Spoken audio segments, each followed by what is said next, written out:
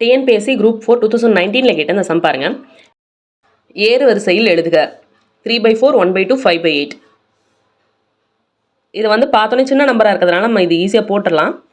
எப்படின்னு பார்க்கலாம். 3/4ங்கிறது முக்கால், ஸோ 0.75. 1/2ங்கிறது ஹாஃப், ஸோ 0.5. 5/8னா 6 48 வரும், ஸோ 0.6 வரும். ஸோ இதை பார்த்தோன்னே எப்படி எழுதிடலான்னா, சின்ன நம்பர் 1/2, சின்னதுலேருந்து பெருசுக்கு தான் எழுதணும் ஏறு வரிசையில். அடுத்தது 0.6, ஸோ 5/8. அடுத்தது 0.75 3/4.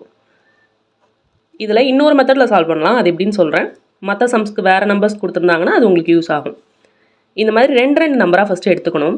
3/4 1/2 இதை எடுத்துகிட்டு இந்த நியூமரேட்டர் இருக்கு இல்லையா, மேலே இருக்கிற தொகுதியை வந்து இப்படி கிராஸ் மல்டிப்ளை பண்ணுங்கள். 3 2 6 வரும் இங்கே.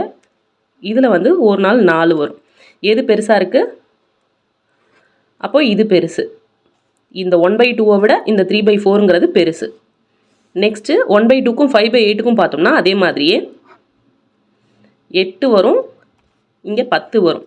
1/2 விட 5/8 வந்து பெருசு. 5/8க்கும் 3/4க்கும் போட்டோம்னா 8 3 24, 5 20. ஸோ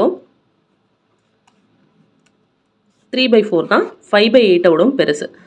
ஸோ இதுலேருந்து என்ன தெரியும் அப்படின்னா 3/4 தான் இருக்கிறதுல எல்லாத்த விட பெருசு. அடுத்தது 5/8, அடுத்தது 1/2.